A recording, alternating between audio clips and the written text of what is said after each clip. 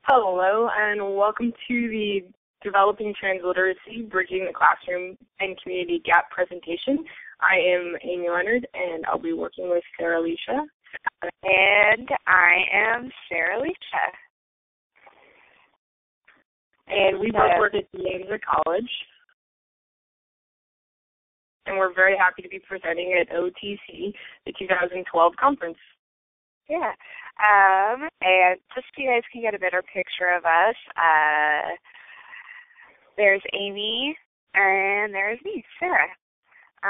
So just to give you a little bit of background on us, we both teach English and reading, both developmental and transfer, and specifically we teach a learning community class together that is combined English and reading.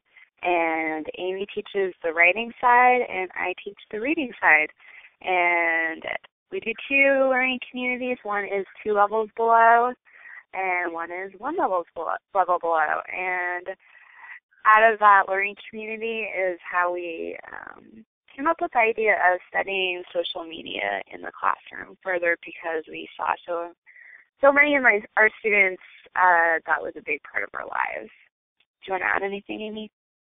Yeah, no, we definitely noticed that our students were more engaged when we started adding in topics about social media and also using add-ons to our classrooms that included social media.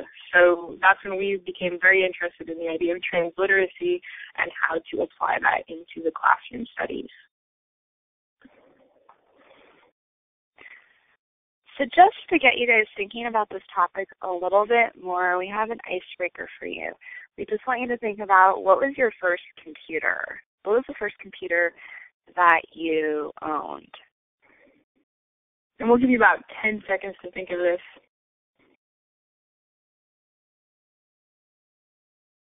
Usually when we do this, Amy had the really good idea of giving a prize to the person who came up with the oldest computer.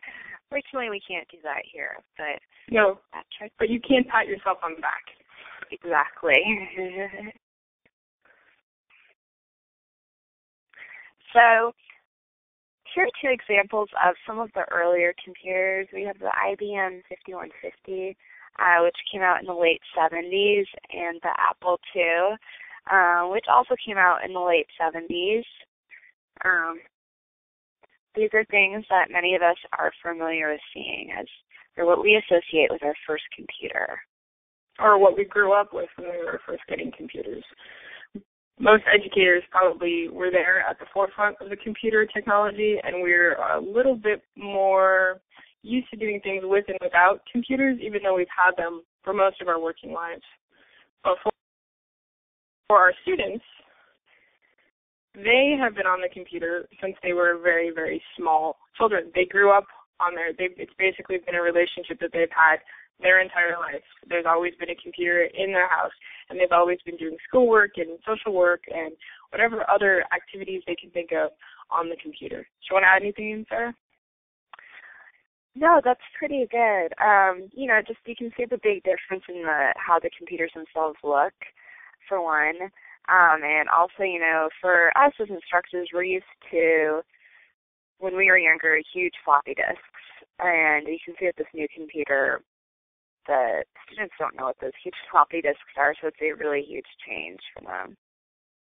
And it's a big difference between how they see it, too, because computers used to be small screens that had very little lifelike interaction. And for our students now, they basically see a screen that has very lifelike interaction. They probably Skype fairly regularly. They watch most of their media on there. They will interact in a way with computers that is totally lifelike and in a very relationship-oriented way. It's almost as if you're having a relationship with your computer, which is why for a lot of our students, they want to carry their computer with them to class. They want to have it all the time, and they want to have access to it because it is a part of their life in a way that computers weren't before. Yeah, exactly. So let's just go to our next slide then, because that idea of how important and integral computers are to students in their lives has really affected us as English and reading teachers. It led us to study this term transliteracy. So transliteracy, it's been studied at UC Santa Barbara and a few other areas across the country. It basically means the ability to translate your reading and writing skills across multiple platforms so that you can translate skills that you have for traditional print media and use them in the digital format. And this is different from what we normally think of in terms of literacy, which is traditional print literacy versus digital literacy. So why don't we look at those two differences? So traditional literacy involves print texts, books, poems, etc., newspapers. That's what we as instructors are very familiar with. Digital literacy is websites, email, Twitter, blogs, anything in a digital screen format. So we have this big difference between these two types of literacy. And actually our students themselves are more familiar with traditional literacy because e-readers are more of a new invention, and most of their literacy skills are where they learn to read or with print text. However, they have a lot of experience with digital literacy right now. Probably in the next 10 years, our next crop of students will be even more entrenched or formed with digital literacy because that's what they'll have learned to read from. But our students now really have backgrounds in both, which is why we want to bridge the gap between them. However, it's slightly different with written text, because when students are actually writing, this entire generation of students has moved away from more traditional writing, which is sort of like handwritten, and the way many of us probably learned how to write in school, but they're very comfortable with digital literacy. So there's a bit of a gap between their reading and writing abilities sometimes. Yeah, definitely. Yeah. So why transliteracy? Transliteracy should be used in your classroom because it combines the skills of traditional literacy with the skills of digital literacy so that our students become stronger readers, writers, and critical thinkers. And we really want to emphasize that critical thinking part because while students may be familiar with using digital text and potentially writing on computers and writing in a variety of online forums, they're not necessarily capable of critically thinking about those yet. For example, they're very apt to go through a privacy setting without even reading it or looking carefully at what they've just given away their rights for. And students are very surprised by this. The same is true with torrents, where they tend to be very into downloading free material on the web, but without actually thinking about the consequences that that may have for them. So really helping students to critically think in a digital way is something that we really try to do in our classrooms, and that transliteracy will help everybody do in their classrooms. Do you want to add anything into that? Yeah, no, most definitely. And why transliteracy is particularly important to us as instructors is that we firmly believe in teaching students through authentic tasks. And because texting and social media are such a big part of their lives, it's really prudent to use that so that they become critical thinkers about other things they see online or encounter in print text, so that what they're learning makes more sense to them and it doesn't seem so removed from their lives, which is something we really care about as instructors. Okay, so why don't we go to the next slide? Sorry.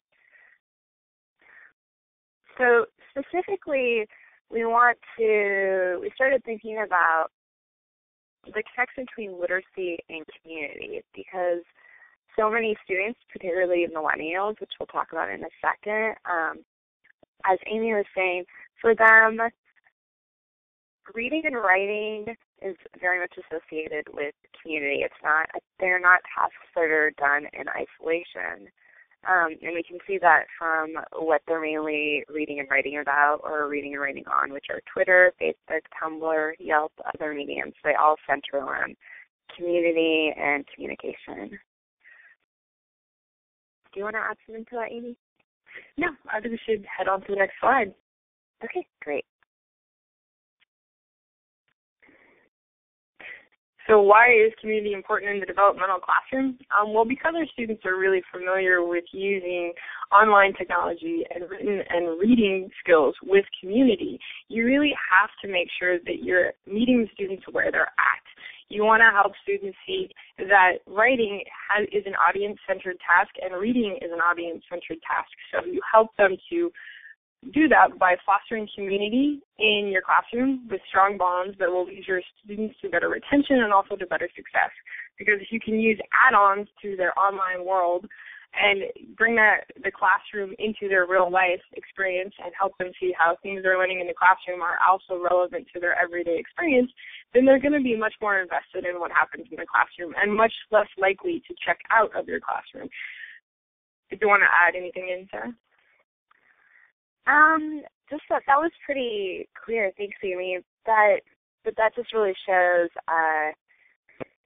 how important social media can be to the classroom, and in terms of learning and also retention, as Amy said. So let's go to the next slide.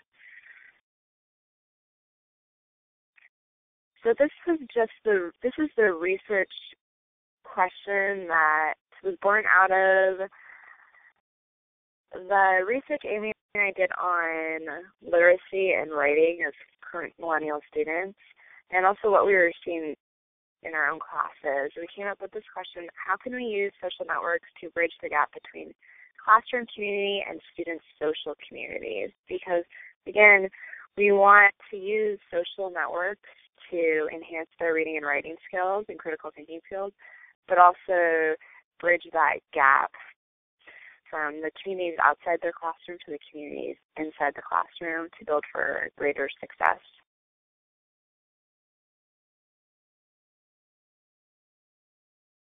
Do you want to talk about this one, Amy? Yeah. So when we were doing this research, we looked at generations and specifically broke them down into the last several versions of generations. So there are traditionalists. Those are people born between 1900 and 1945. They tend to be very traditional in their thought process. They also tend to be very lacking in their technology. Some of the stuff that was brand new for them would be movies, radio, and papers for a variety of other things, because they just want a lot of access for traditionalists. Baby boomers were from 1946 to 1964. They tended to have a lot of technology, such as TV, and phones were readily accessible for most of them. Radio was starting to fade out, but it was something that would happen in your car.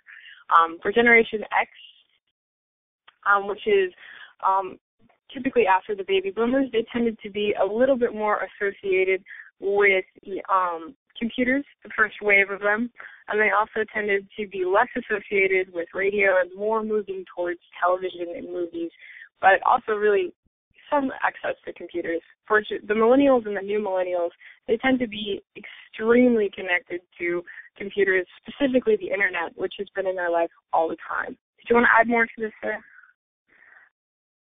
Just that this is really, there's been a lot of research done in the business sector, and particularly HR, with employees and how the different generations behave, that I think is really relevant to the education field, because it really explains the different behaviors in terms of how our students communicate and what they're looking for from us.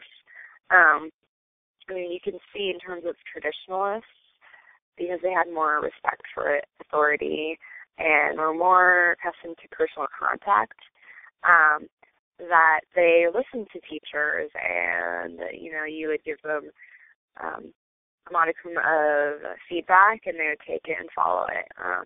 But with baby boomers, that started to change because they were questioning authority, and they really questioned teachers and the feedback they were given. Generation X, on the other hand, they're very independent, and they want feedback, but they specifically want positive feedback because they're so independent. They are very kind of eye-centered, and they don't want to hear the negative feedback. If they do, they'd rather just, like, keep going with what they're doing. And millennials and new millennials are very different. And we can see this, I'm sure all of you from in your classes when you get emails from students or questions from them. Millennials are very different than Generation X, baby boomers, and traditionalists because they are very accustomed and very much need constant feedback. Be it positive or negative, they really need constant feedback, and it needs to be specific, detailed. It cannot be very general, like, oh, this is great, this is good. It has to be, this is good because, or there's something wrong with this because.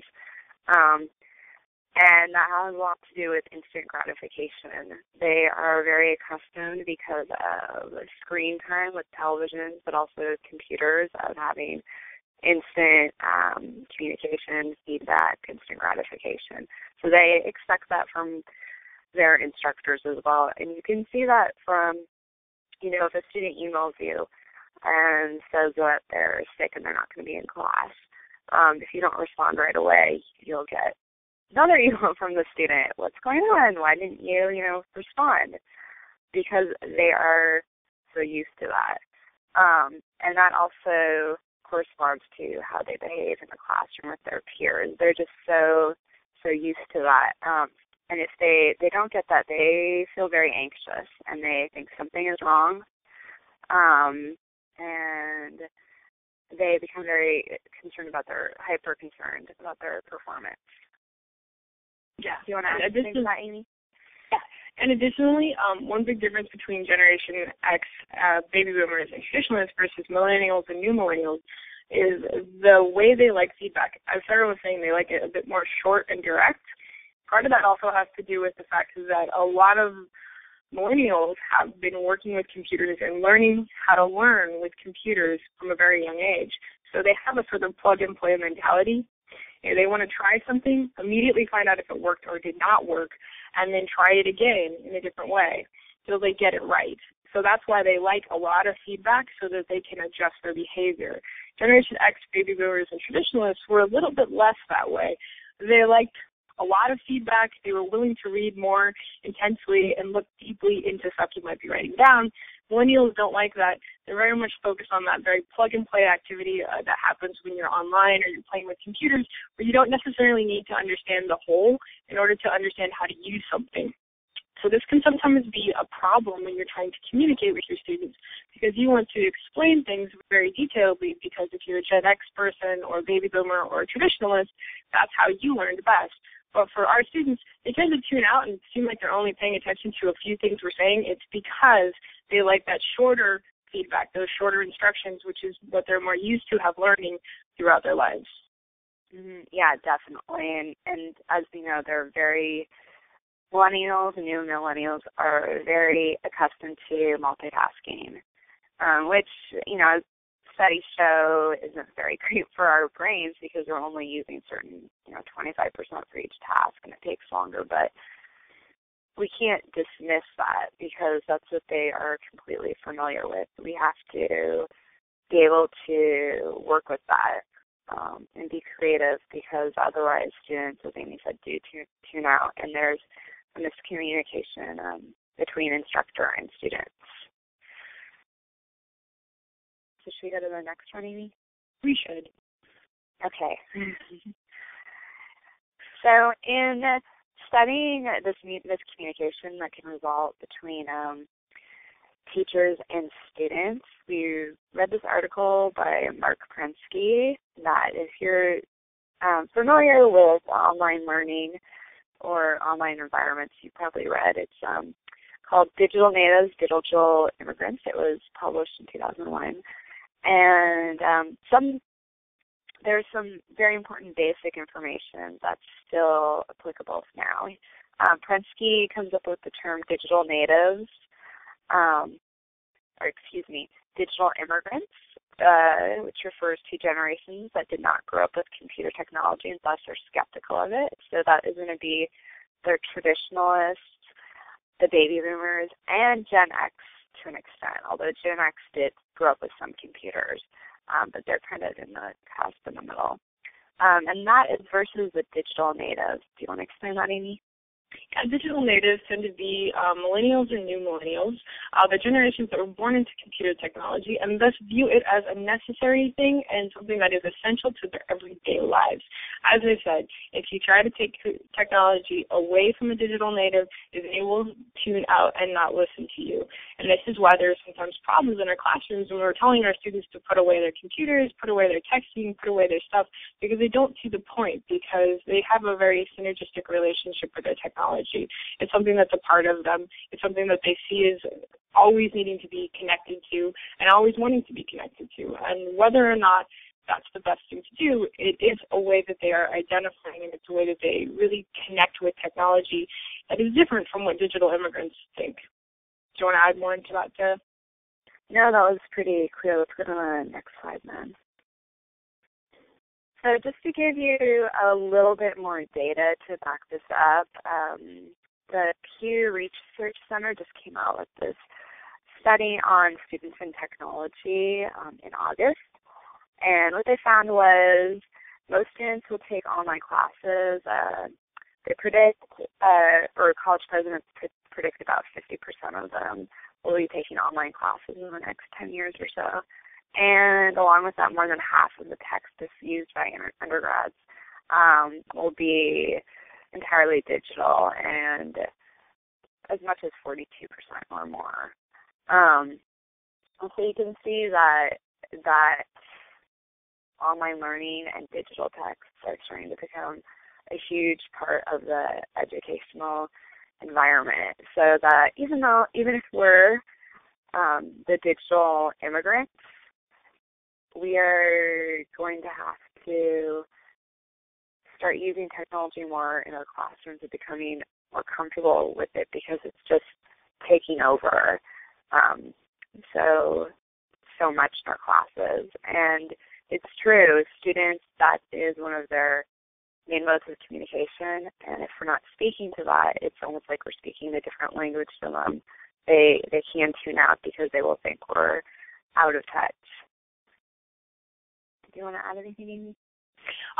Yeah, I also think that the Pew research is showing how college presidents are predicting that we move this way, but our students are already moving this way. Typically in my classroom, my students tend to download texts instead of buy texts. They like to come in with things already on their phone or on their computer. They'll download whole novels as opposed to actually buying a novel. They're very adept at using their iPad or their Kindle as their main mode of communication. And when I do ask them to buy books or require them to buy books, they're very resistant because they don't like carrying a lot of books around. They don't like the weight on their back. They would prefer to just have a Kindle version with everything on it. And when I suggest that actually having a print text is something that they might need, they're very resistant and tend to think I'm very old school. So it's one of those things where, again, you're sort of speaking a language to them and you're speaking from the best way you know, but being a digital immigrant as opposed to a digital native can sometimes cause major schisms in your classroom that will create problems for the community that's happening in your class. Yeah, most definitely. To back that up, there was a recent Gartner survey on digital reading preferences that came out about a year ago, and to support that, they found that the time people spent reading on a digital screen is now almost equal to the time spent reading printed paper text. So that we're doing both digital reading and traditional reading equally. And of course, it looks like, if we compare that with the Pew data, it looks like traditional reading could be going down as well. Now, as I said earlier, the students we have now learn to read and write through traditional means, so they are more familiar with traditional text. That's where they learned a lot of their skills, so they still have a huge connection with that. But, so like there's a study, I think there was another Pew study, that said when given the choice, students between a digital text and a printed text, students will choose the printed text because they're more comfortable with it, even though they don't want to be carrying around those books. So they would rather have the printed text than the digital text. However, that's because these students we have now learn to read with printed texts. As we were talking about earlier, like give it 10 years, students who are growing up with iPads or Kindles and learning to read from those, they are not going to make that same choice. They're probably going to choose e-readers over printed text. So you can see that most definitely there's a huge shift that probably 10, 15 years, digital screen time is going to go way up and printed paper text is probably going to go farther down. Did you want to add something, Amy? No, let's go to the next slide. Okay, great. So Amy and I have been teaching our learning community classes for the past, was it like 3 years, Amy? Yes. And so each quarter we give our students a survey on their reading and writing habits. We started doing this the first time we started teaching because we wanted to learn more about what they were actually reading to support whether they were spending more time with digital text and printed text. Do you want to take over, Amy? Yeah, and what we found is that the vast majority of our students really do work with websites. They tend to read a lot of their material online. They tend to be doing most of their reading of any type of text through websites. Magazines came in at a lower level. Newspapers were very low, though we were surprised that it was that high. A fair amount of students actually said they liked novels, but more students like graphic novels. Email was very high up there, and the next highest one up there was text, meaning like right on their phone. So a lot of students are reading either on their websites or they're reading simply text. Textbooks was up there, but we think that's just because they happen to be in school. And a lot of students are reading work materials, and that tends to become into something that they needed help with sometimes, understanding, but that they did do a lot of reading with. Yeah. And you can see also, interestingly enough, like the email, that's around 70%, and text is more like, the 90% range. And I think that really supports the data that's coming out that students aren't emailing as much anymore. Email is a mode of communication that is really falling by the wayside. A lot of that has to do with social media and students being really more familiar with or comfortable with sending messages over social media, such as Facebook, which we've really seen in our discussions with students. And you yourselves ask your students, this is a constant thing that I think both Amy and I probably have in our classes. Sometimes we will send email reminders. We'll email a student, and the student will be like, what? I didn't get that. Well, I haven't checked my email in like 5 days. Because they're just not as used to doing that. That's not as important for them. And, for an instructor, even an instructor who is familiar with technology and computers, that's really shocking because we see email as a huge mode of communication.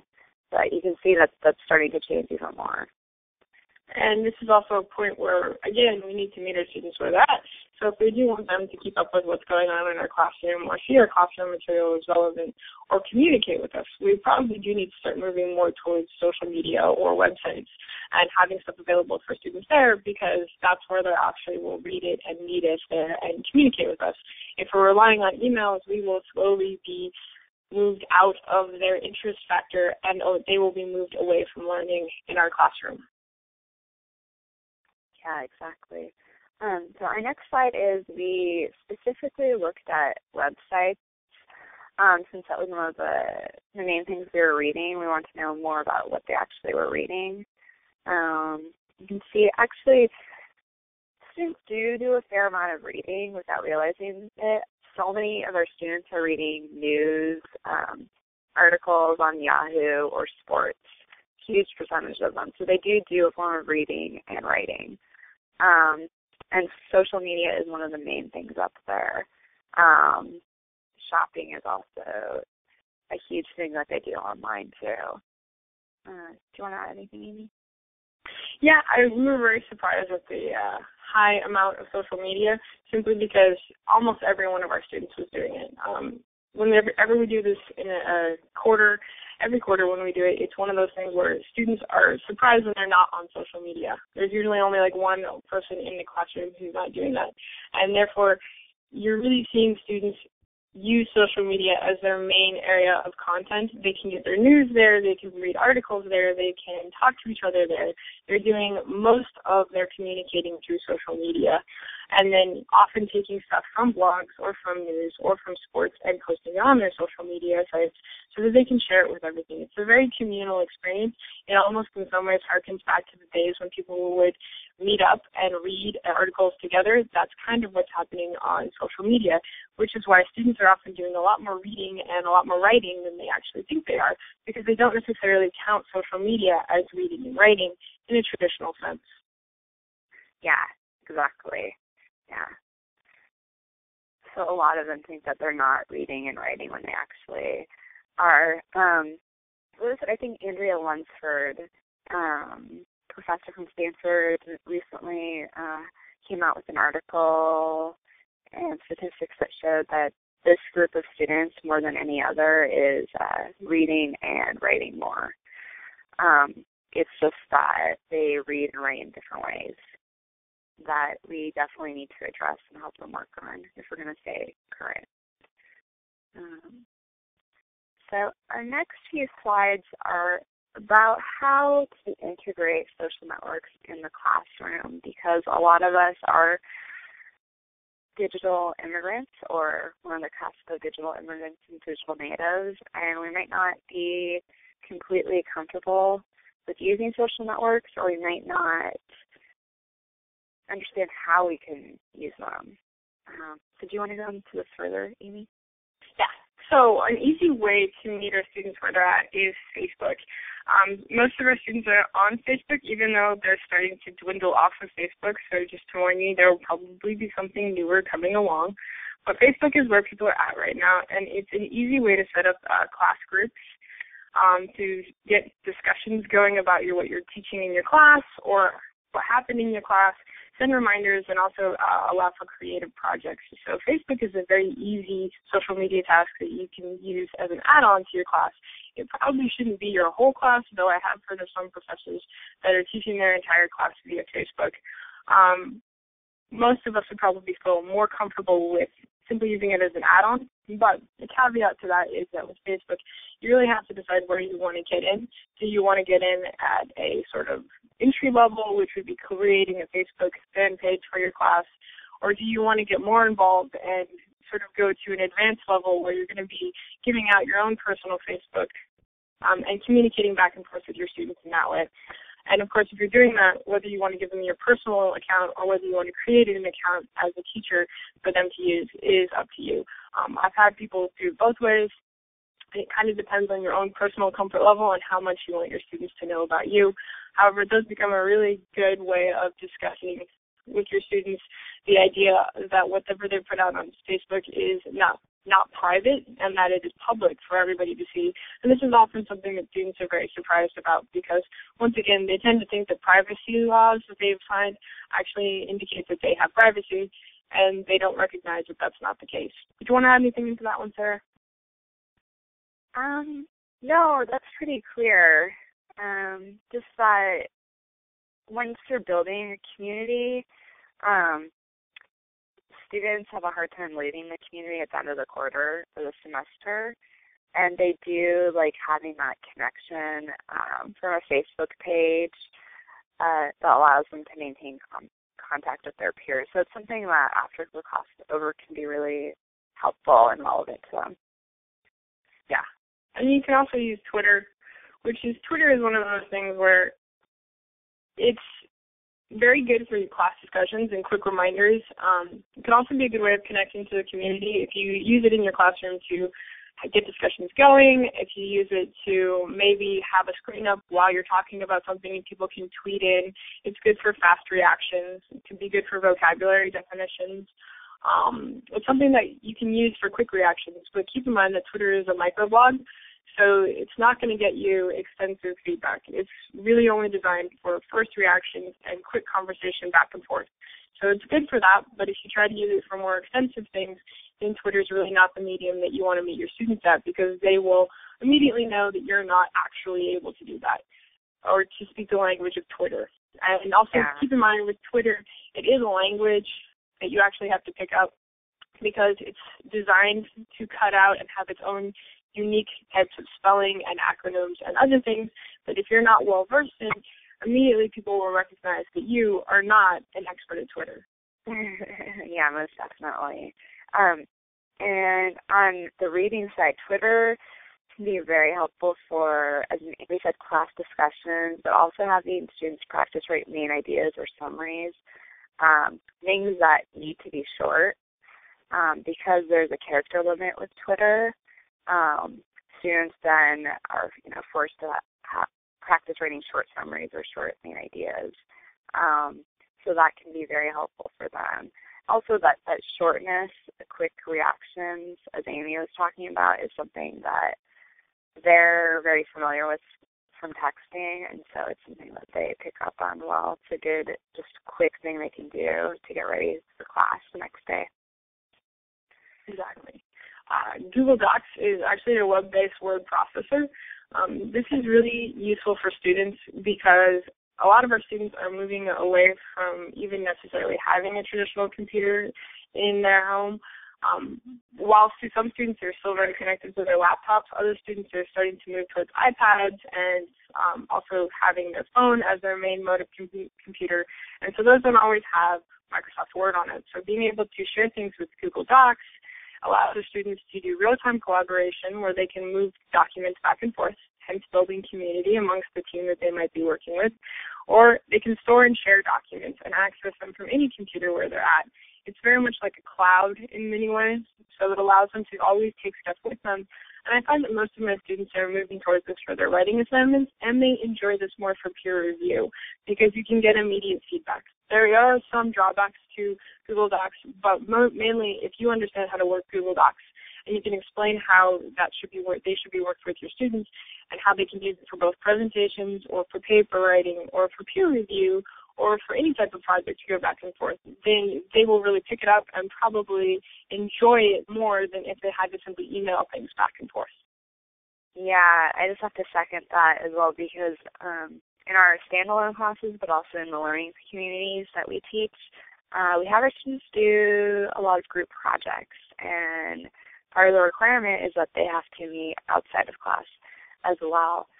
So a lot of times with work schedules or class schedules, students have problems doing that, and that's where Google Docs is essential and really helpful. Students love using it because it's very easy for them to collaborate with other students and not worry about coordinating times and schedules.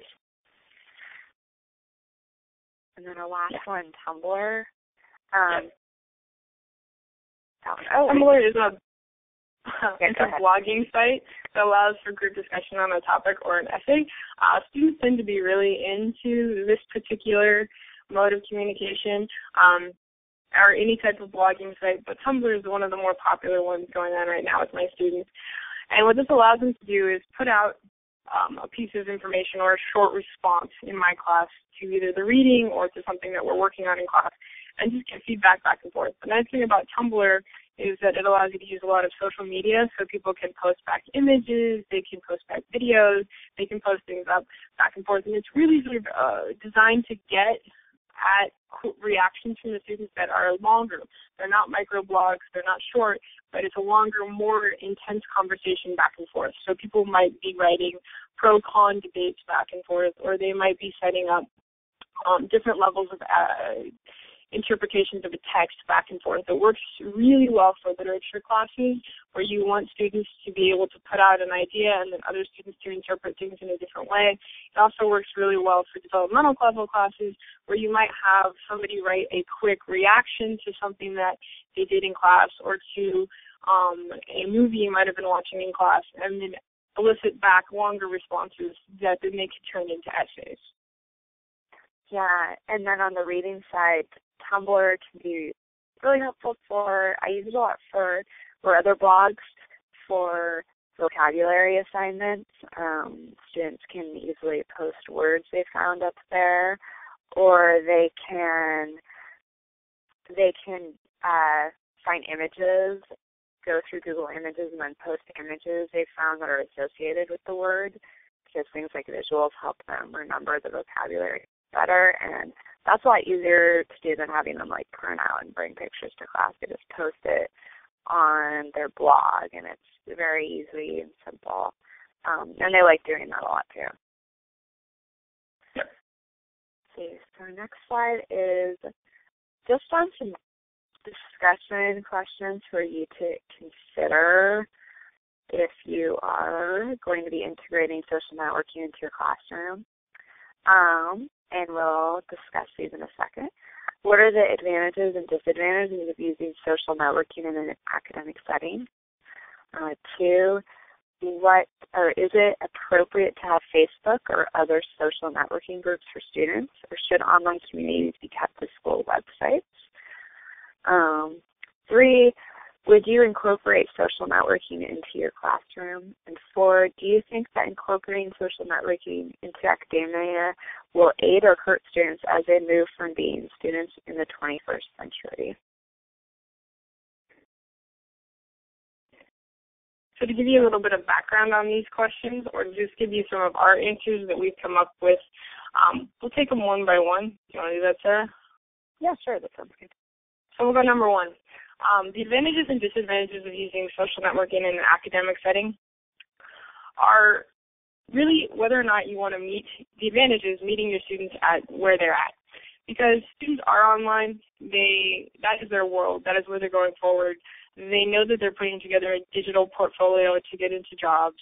A lot of what's happening for them is going to be online. And if we want to meet our students and help them see our content from our classes as being relevant, we do need to meet them online and find ways of using social networking and other media and digital texts to help them understand our material, but also critically think about our material and how it applies to their life. So those major advantages there. The disadvantages of it are that, yes, social media does change at a very rapid rate. So you do have to put some work into thinking about, is Facebook still current with your students? Is Tumblr still current with your students? If not, you may have to go out and find out where they are and then meet them there. So it does take a little bit of time, but I think that the benefits do outweigh the drawbacks. What do you think, Sarah? Yeah, I most definitely agree. That leads in well to our next question about whether or not it's appropriate to use social networks in the classroom when we do have school websites such as Blackboard or Angel or other Moodle type applications. And that really goes back to what we were discussing earlier about how things like email are becoming more archaic for students. Oftentimes, they are much more comfortable with the social networks they're already using, and so they will be less receptive to the school sites. Now, that doesn't mean that you shouldn't be using your school site, because obviously your school has a contract with Moodle or Blackboard, and then you have to be using it. But our suggestion is that you work on using Facebook or another site as an add-on to your class. So that you're still using the school website, but that you also have assignments or maybe some community building, something easy like a classroom page on Facebook, so that you are bridging the gap between what you're using in school and then something they're more familiar with. And that way you can feel more comfortable too, because you are following the school's guidelines, but you're also meeting the students where they're at. I would completely second that. And I'd also say that, one of the things to consider is a lot of our students are less likely to do activities on Blackboard or Moodle that would be considered community building, because they just don't see it as a space for community. They see it as a classroom space. And so having them turn in their papers on Blackboard, Angel, Moodle, whatever your course website is, it seems more appropriate. But if you are trying to build community, if you are trying to help them see connections between their real life or their online world and your classroom world, then you're going to have to find ways to also add on that social media component, because that's the only way they'll make the connection. It's the only way that the material from your classroom will actually travel into their lives. Otherwise, it will simply stay on the course website and never move with them into their actual lives. Yeah, most definitely. Let's see. The third question, why don't we save that because our next few slides address that. If you're feeling, depending on how comfortable you feel with incorporating social networking, we have some ideas on the level of work you could do in terms of a beginner or someone who's more advanced and comfortable with social networking. So we'll show that in 1 second. And then our last one on whether social networking will aid or hurt students. I think both Amy and I are kind of both minds. I mean, obviously we think social networking is something that you should be using in your classrooms because it's just so much a part of our students' lives. But you have to be thinking critically when you're using it, and you have to have boundaries for it as well in terms of appropriateness, but also in terms of having students critically evaluate what they're seeing online. Because as Amy was saying earlier, students are not accustomed to critically analyzing what they see online. They're very much used to reading websites and, just accepting them as truth. So if we're using social networks in the classroom without questioning our students about it or helping them to think critically, that can just continue the problem. I would completely agree with that. I think that whenever you're using social media or any type of online digital literacy, you really need to be mindful of how it's going to be used in your classroom and what your end goal is with it. Because as educators, we do need to see how we are putting it together and what we want to get out of it and help the students see. And often if that is a critical thinking component or if it's a community component, building component, or if it's just a communication strategy, we need to be very clear about what we're setting up with our expectations for our students. If not, they're not going to be clear on how to use it either, and the lines will blur, and we may not get the product out of it that we want. Yeah, exactly. So that leads along to our challenges slide, because I know many of you are probably thinking about, this sounds great, but there's a lot of issues I have with it. Some of those issues which Amy and I just mentioned are student participation, getting them to actually participate in Facebook or another site you're using, because even though they're very comfortable with it, some students really like to keep their school lives and private lives separate, and they feel uncomfortable then when it's, making the online spaces normal, not a classroom.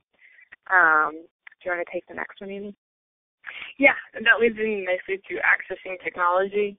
Some students still don't necessarily have direct access to technology or don't necessarily understand that they have access to technology. So, for example, they might have a really great phone that does a lot of things, but they may not see the ways that they could use that for a classroom discussion or for accessing material or for even putting together presentations. So, again, it comes to really helping students understand where technology is and how they can be using what they have, or where they can get access to other types of technology so that they can be successful in it. Because as they go forward, really understanding how to use technology, becoming very adept at using technology is what our students are going to need to be successful in the workplace, as well as if they're transferring to other institutions, because most places are going to a more digital world. Yeah, exactly. Along with that, as we were talking about earlier, there can be problems if your college has contracts with Blackboard or Angel. You feel like you're tied to that system and you're not sure if you can use Facebook in your classroom as a result. And along with, as Amy was saying, access to technology, problem can be lack of Wi-Fi in the classrooms, which is a problem we have around here. We're from the area, Silicon Valley, which is, the heart of the internet and technology, and unfortunately we still have at some of our schools problems with Wi-Fi access. So it's something you have to be aware of if you're using that in your classroom. How are you going to work with that? Completely agree. And that also leads into our next point here, which is finding a balance between contextualizing content and being overly content-focused. So whenever you're using social media or any type of online digital literacy, you want to make sure that you're helping the students to see how it can be contextualized into their lives and how also it can be contextualized with their lives back into the classroom. If you're being overly content-focused, if you're really just using Facebook as a website for your classroom and you're putting all of this class material on there, it may seem imposing for your students and they might be likely to tune out. So that's why I don't recommend it as your main way of getting homework from them or for turning in essays or other things, because it can sometimes feel too much like school, and then that will drive them away from the social aspect that they're seeking in social media. Yeah, exactly. And our last idea was, our last challenge was cyber citizenship, which is actually something that Amy made a big point about, which I think is a really good idea, or a really good point, is that because our students are so used to having social interactions with their friends online, they don't always have proper cyber citizenship in terms of knowing what is or is not appropriate for the classroom. Exactly, and this is really something that we as educators have to help them learn, because our students might think they're being funny and actually end up being very inappropriate, either in a teacher-student relationship or in a student-student relationship. Humor can be something that when they're comfortable with you, they're going to use, but it may not be appropriate for the setting that they're in. And so really having a component of social media allows you to engage in a discussion of critically analyzing how we react to audiences and what kind of a digital profile we're putting out there. Because if students are thinking they're being funny, they may end up actually harming their digital profile that's out there for other people in the classroom and also for future employers or for future places they're planning on transferring. So really helping them understand that when you're online, you are still a cyber citizen. You are a person, you're creating an identity that's going out there for people. And if we don't help them understand that, then sometimes they can trip themselves up and get themselves into trouble. Yeah, exactly. So our next slide is on the benefits of social networking and what we can do to solve some of those challenges. The first one is, as we mentioned earlier, create transferring skills that they have to academic environments through authentic tasks. So because we're working with social networks, that they're Facebook, texting, or other things that they are familiar with that are not artificial, we are looking at the skills they have in terms of reading and writing and showing that they can use those same skills in the academic environment. Exactly. And moving on to the next one, students learn skills that will help them critically think about digital texts. That's really important because, as we've mentioned before in our presentation, students aren't always apt to question what they see online. They're very susceptible to saying, well, it's at the top of Google, so therefore it's got to be good. And they don't always realize that just to be at the top of a Google search, it can be something that has to do with how often you use words in there and may not be the most authentic text or the most reliable text. So really teaching students how to navigate the online world so that they don't get taken. I always say that it's kind of like when you go to a flea market. If you go there for the very first time, you tend to overpay because you don't know the lingo that's there. Well, when I teach my students about this, I'm like, you don't want to overpay or end up looking stupid in that situation. So instead what you have to do is learn the lingo of online and learn how to critically analyze each website so that when you use it in your paper or you're talking about it in an authoritative way, you don't look stupid. Yeah, exactly. The next point is something we touched on earlier. Students are engaged in the material and the assignments because they see actual connections to their real lives, which when we're using more artificial or removed assignments, it's hard for students to really see how this connects with them, and it's easier for them to tune out. When we're working with their actual community, they're actually things that are relevant to them, they are much more engaged in the classroom, which is beneficial for both teachers and students. Yeah. We also develop transferable skills for future college classes and the work world. Mostly, I do a unit with some of my developmental level students on the idea of privacy and how their privacy settings shape the way the world sees them, it shapes the way future employees see them, shapes the way future colleges see them. And for the first time for many of my students, this is when they realize that they have a digital profile online and that this will be carried with them for the rest of their lives. And so I automatically notice that most of my students do tweak their social networking privacy settings. They are also much more aware that there is an audience out there and of the type of pictures that they put up there. And it's good to really get that dialogue going with students, and so that they can transfer this knowledge, this critical thinking about what they're doing into the rest of their lives. Yeah, our next point is helping students bridge the digital divide. So again, that they're seeing the connections between their real lives and their school lives and how they can use technology more effectively, because for them technology is a big social thing, but it's also very important for a real life school and job and how they can keep using those skills. Yeah, and if you do it right, you really create a community that goes beyond the classroom. For example, in one of my 1B classes, we were reading a play called Ruined in our fall quarter, but then when the play actually came back, which was in the winter quarter after the class had ended, because they had a Facebook page to go to, because they had a social networking community that had been formed, those students got together and went to see the play. Even though the class was over, they still had that strong sense of community, and since they'd had that experience of reading it, they all wanted to go and check it out. And so it's something that allows people to create a longer-lasting community beyond your classroom and beyond the term that you're using the social media for, because students can then stay on that site or they can stay with that community for the rest of their lives. Yeah, exactly. So one of our last slides was on how to get started with using social networks or transliteracy in your classes. And we have 3 levels, level 1, level 2, level 3. So level 1 is more basic, and then level 3 is more advanced. So transliteracy level 1, add one type of online element to a unit of your class and make it optional for students. I think that's really important if you're first using social media.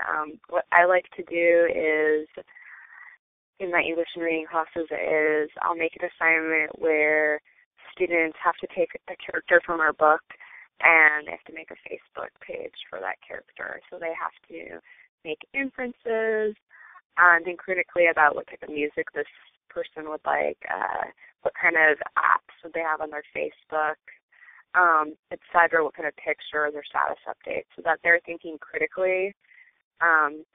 But it's an add-on. Usually I have that as like 2 options. They can use Facebook or they can do a written report, so that it doesn't feel forced, and that way you feel more comfortable if you're using Facebook in the classroom for the first time. Exactly. And if you go to level 2, this is where you basically add a unit on transliteracy or an assignment that uses an online element. I like to do this with my classes. I always have a unit in my writing classes where we do focus on some aspect of either being a cyber citizen or an aspect of social media that I'm asking them to critically analyze. And we read a variety of articles on that, and then I ask them to take stances on some of the more some of the more major issues that are coming up in today's digital online life. So, for example, I've had them do stuff on piracy. I've done units on privacy. I've done other units where they really have to analyze websites. And I find that this goes really well because students are suddenly forced into this idea of thinking critically about something that they haven't thought critically about. And so you get a lot of aha moments with students where they really are connected to the material, they see how it applies to their life, and they also see how what they're doing in the classroom helps them to become not only better in their online world, but how they are becoming better writers because they care about the material.